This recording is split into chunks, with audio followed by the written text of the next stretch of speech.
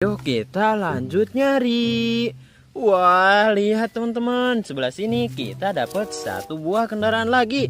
Ini adalah mobil listrik pintar dari perusahaan listrik negara, teman-teman. Tuh lihat di belakangnya sih ada kayak ban serep gitu ya. Ini digunakan jika terjadi kebocoran atau bannya meledak, teman-teman. Nanti diganti sama ban yang ada di dalam sini. Wih, canggih ya. Let's go, kita taruh di wadah. Mana lagi ya? Wah, lihat sebelah sini teman-teman, kita dapat satu buah mobil mixer. Tuh lihat ada tulisannya ya, mixer. Wow, keren. Let's go, kita taruh di wadah. Ayo kita lanjut nyari.